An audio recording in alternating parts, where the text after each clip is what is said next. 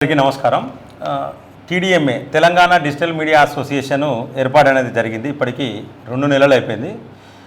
పోయిన మే నెలలో అంటే ఈ సంవత్సరం మే నెలలో ఈ 13 మంది సభ్యులతో ఏర్పాటు చేసిన ఈ యొక్క డిజిటల్ మీడియా అసోసియేషన్ అనేది ఇప్పుడు దాదాపు 100 మందికి చేరుకున్నది. ముఖ్యంగా చాలామందికి తెలియదు తెలంగాణ డిజిటల్ మీడియా అసోసియేషన్ ఏంటిది అసలు.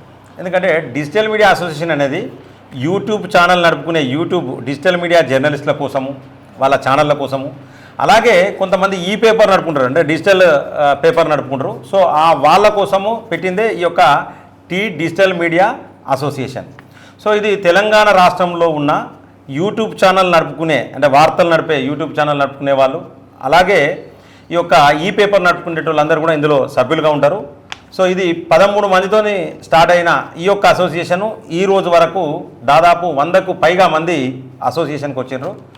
ఈ సందర్భంలో నన్ను కొత్త అధ్యక్షునిగా పుప్పాల రజనీకాంత్ నన్ను పొలిటికల్ వైబ్స్ న్యూస్ ఛానల్ నాది. సో నన్ను కొత్త అధ్యక్షుడిగా ఎన్నుకున్నందుకు అందరికి కూడా పేరున శిరస్సు వంచి ధన్యవాదాలు తెలియజేస్తా ఉన్నా. ముఖ్యంగా ఏంటంటే ఈ యొక్క అసోసియేషన్ ముఖ్య ఉద్దేశాలు ఏంటి అనేది నేను ఈ యొక్క వీడియోలో చెప్తున్నా. దీంట్లో ఏంటంటే యూట్యూబ్ ఛానల్ నడుపుకునే వాళ్ళు, ఈ పేపర్లు నడుపుకునే వాళ్ళు సభ్యులుగా ఉంటారు. అలాగే దీంట్లో భద్రత అనేది ఫస్ట్ ప్రియారిటీగా భద్రత అనేది తీసుకున్నాము. అంటే ఏ ఒక్క యూట్యూబ్ ఛానల్ నడుపుకునే డిజిటల్ మీడియా జర్నలిస్టును కానీ, ఈ పేపర్ నడుపుకునే జర్నలిస్టు మీద కానీ దాడులు జరిగిన, అక్రమమైన కేసులు పెట్టినా కూడా ఖచ్చితంగా ఈ యొక్క అసోసియేషన్లో ఉన్న ప్రతి ఛానల్, ప్రతి పేపర్ కూడా ఖచ్చితంగా స్పందిస్తుంది. వాళ్ళకు న్యాయం జరిగేంత వరకు పోరాటం చేస్తుంది. ఇది నెంబర్ 1 పాయింట్. నెంబర్ 2 ఏంటంటే వెల్ఫేర్. దీనికి సంబంధించి అంటే సంక్షేమం, ఈ యూట్యూబ్ ఛానళ్ళకు సంబంధించిన లేకపోతే ఈ పేపర్లకు సంబంధించిన జర్నలిస్టులకు ఈ యొక్క సంక్షేమం కోసం కూడా ఈ యొక్క ఆర్గనైజేషను పనిచేస్తుంది. అలాగే దీంట్లో సభ్యులు ఈ యొక్క ఈ పేపర్లో పనిచేసే జర్నలిస్టులు కావచ్చు, అలాగే ఈ యొక్క యూట్యూబ్ ఛానళ్ళలో పనిచేసే జర్నలిస్టులు కావచ్చు, వీళ్ళందరినీ కూడా ఇందులో సభ్యులుగా తీసుకుంటాం. సో ఇది ముఖ్యంగా ప్రతి ఒక్కరికి మేము తెలియజేస్తూ ఉన్నాం. అలాగే నెక్స్ట్ ఏంటంటే ఈ యొక్క డిజిటల్ మీడియా అసోసియేషన్లో లీగల్ ప్యానల్ కూడా ఉన్నది.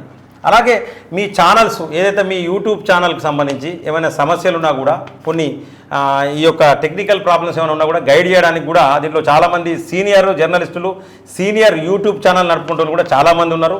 అలాగే ఇప్పుడు ముఖ్యంగా ఏంటంటే మేము ఒక లెటరు కమిషనర్ గారికి, information and public relations department commissioner గారికి కూడా digital media association, Telangana digital media association తరఫున ఒక రిప్రజెంటేషన్ ఇవ్వడం జరిగింది. దీంట్లో ముఖ్యంగా 2 అంశాలను పొందుపరిచినాం. నెంబర్ 1 ఏంటంటే మమ్మల్ని కూడా జర్నలిస్టుగా గుర్తించాలి, నెంబర్ 1 పాయింట్. నెంబర్ 2 పాయింట్ ఏంటంటే హెల్త్ కార్డ్స్ ఇష్యూ చేయాలి. ఈ ముఖ్యంగా ఈ 2 అంశాల మీద ఈ యొక్క digital media association committee members అందరం కలిసి కమిషనర్ గారికి, ఈ I&P డిపార్ట్మెంట్ అంటే information and public relations department commissioner గారికి రిప్రజెంటేషన్ ఇవ్వడం జరిగింది. దీనికి గౌరవ సలహాదారులుగా బక్క జెడ్సన్ గారు, అలాగే అశోక్ గారు గౌరవ సలహాదారులుగా ఉన్నారు. ఇప్పుడు ఈరోజు కొత్తగా ప్రధాన కార్యదర్శిగా ఓకే టీవీ శ్రావ్య గారిని ప్రధాన కార్యదర్శిగా తీసుకోవడం జరిగింది. అలాగే ఈరోజు కొత్తగా తీసుకున్న వైస్ ప్రెసిడెంట్లలో KRTV క్రాంతి గారిని, అలాగే శివరాం రెడ్డి గారిని, GSR TV శివరాం రెడ్డి గారిని తీసుకోవడం జరిగింది. ఇంకా గిరీష్ గారిని ఈరోజు ట్రెజరర్గా గిరీష్ గారిని తీసుకున్నాం. మేనం షాము ప్రజా వాయిస్ స్టేట్ ఎగ్జిక్యూటివ్గా, ఎక్స్రే టీవీ వెంకటరెడ్డి గారిని కూడా స్టేట్ ఎగ్జిక్యూటివ్గా ఈరోజు తీసుకోవడం జరిగింది. మహేష్ గాడ్సే గారిని జాయింట్ సెక్రటరీగా తీసుకోవడం జరిగింది. ఇక ముందు కూడా ప్రతి జిల్లాలో కమిటీలు ఇస్తాం. వరంగల్ జిల్లాలో కూడా కమిటీ స్టార్ట్ అయింది. మిగతా ప్రతి జిల్లాలో, ఉమ్మడి జిల్లాలలో ఫస్ట్ మొట్టమొదటిగా ఉమ్మడి జిల్లాలలో కమిటీ చేసేందుకు కూడా ఈ యొక్క ఆర్గనైజేషన్ సిద్ధంగా ఉన్నది. దీనికి సంబంధించిన సలహాలు, సూచనలు ఎవరు చేయాలనుకున్నా దయచేసి TDMAకి సపోర్ట్ చేయండి, TDMAకు సలహాలు, సూచనలు ఇవ్వండి. అలాగే బాధితులు ఎవరున్నా కూడా ఈ TDMA అసోసియేషన్ సంబంధించి ఛానల్స్ అన్నీ కూడా మేము మా యొక్క యూట్యూబ్ ఛానల్లో డిస్ప్లే చేస్తాము. సో దాని ద్వారా మీరు మీ యొక్క సమస్యలను కూడా, మా ఫోన్ నెంబర్ కూడా డిస్ప్లే చేస్తాము. సో మీకు సంబంధించిన సమస్యలను కూడా మా యొక్క TDMA అసోసియేషన్కు మీ సమస్యలను కూడా ప్రజలు నేరుగా తెలిపవచ్చు. అలాగే దీనికి సంబంధించి ఒక కార్యాలయాన్ని కూడా, ప్రెస్ క్లబ్ ఎట్లయితే ఉన్నదో TDMAకు సంబంధించిన ఆఫీస్ కూడా ప్రెస్ మీట్లు పెట్టుకునేందుకు అతి తొందరలో కూడా ఆ యొక్క కార్యాలయాన్ని కూడా మేము ప్రారంభించడానికి సిద్ధంగా ఉన్నామని తెలుపుకుంటూ సెలవు తీసుకుంటున్నాను. జై హింద్. అందరికీ నమస్కారం అండి.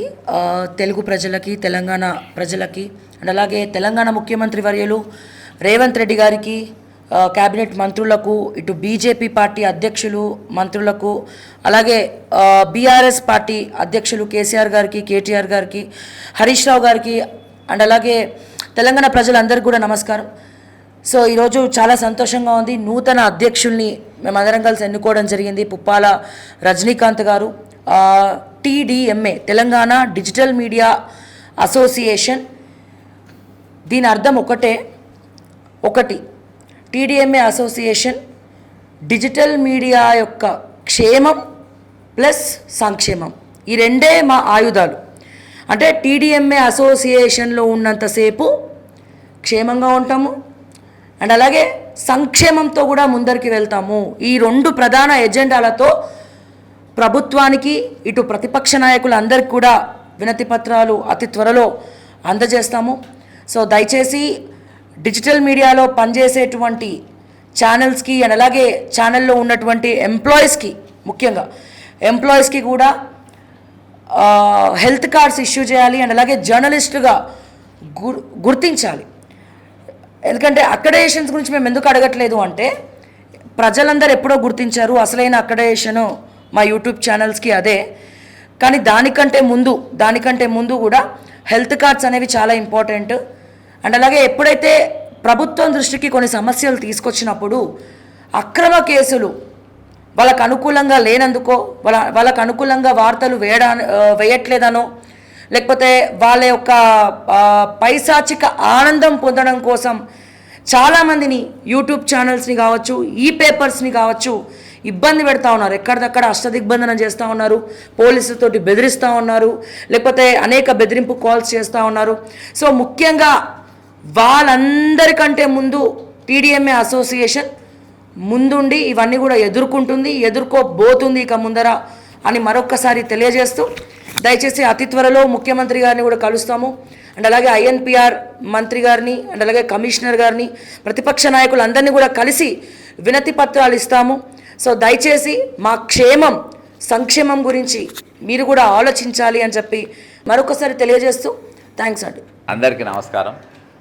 ఈరోజు స్టేట్ ఎగ్జిక్యూటివ్ మీటింగ్ అయింది. అందులో ప్రెసిడెంట్, జనరల్ సెక్రటరీ, ట్రెజరర్ మరియు ఎగ్జిక్యూటివ్ మెంబర్స్గా దాదాపు ఇప్పటికీ 100 మంది సభ్యులు TDMAలో వచ్చిండ్రు. ఖచ్చితంగా మేము ఈ ఆర్గనైజేషన్ ఏవైతే ఎక్స్పెక్టేషన్స్ ఉన్నాయో ఆ ఎక్స్పెక్టేషన్ ఖచ్చితంగా రీచ్ అవుతామని చెప్పి తెలియజేసుకుంటున్నాం. కాబట్టి ఉన్న డిజిటల్ మీడియా ఇంకా మెంబర్షిప్ కాని అటువంటి వాళ్ళు మీరు ఖచ్చితంగా రావాలని కోరుకుంటున్నాం. ఎందుకంటే దీనికి ముందు ఇంకా ముందు అంటే అందరి క్షేమం కోసము, లేకుంటే భద్రత కోసము TDMA ముందుకు పోతుందని తెలియజేసుకుంటూ సెలవు తీసుకుంటున్నాను. Thank you. TDMA నార్మల్గా ఇప్పటి వరకు నేను మొదటిసారిగా రావడం, అంటే నార్మల్గా ఒక ఇంట్లో ఒక ఇద్దరు అన్నదమ్ములు, ఇద్దరు అక్క చెల్లెళ్ళు, కొడుకు బిడ్డలు కొట్టుకొని దండుకుంటా ఉంటే పక్కోడికి అలసైతా ఉంటుంది, వాడు కుట్రలు కుతంత్రాలు చేస్తూ ఉంటారు. ఇక్కడ ఉన్న జర్నలిస్టుల మీద అందరిపైన అనేక రకాలుగా కేసులు పెట్టిండ్రు. జడ్సన్ పైన అనేక రకాల కేసులు, ప్రతి ఒక్కరిపైన కేసులు ఉన్నాయి. బట్ ఇప్పటి వరకు నేను సింగిల్గా ఉన్నా అన్న హోప్ ఉండే. క్యూనిస్ నుంచి బయటకు వచ్చిన తర్వాత ఏం జరిగిందో అందరికీ తెలిసిందే. ప్రజా వాయిస్ పెట్టుకున్నాను, ఎవడో పెట్టించిండు, ఏదో పెట్టించిండు అని రకరకాలుగా ఉన్నది. బట్ ఎవడు సింగిల్ NP ఇవ్వలేదు. నా కష్టమే నేను నిలబడ్డాను, మా భార్యతో లోన్ పెట్టించి చేసుకున్నాను. కానీ ఇక్కడికి వచ్చిన తర్వాత ఏంటంటే ఒక భరోసా, ధైర్యం అనేది నాకైతే 100% వచ్చిందని ఆ ఉద్దేశం కొద్దిగా మాట్లాడుతున్నా. TDMA నిజంగా బలోపేతం అయితే తెలంగాణ రాష్ట్రం ఇక్కడ ఉన్న జర్నలిస్టులకు మంచిది అవుతుందా మంచిది కాదా పక్కన పెడితే తెలంగాణ రాష్ట్ర ప్రజలకు మాత్రం భరోసా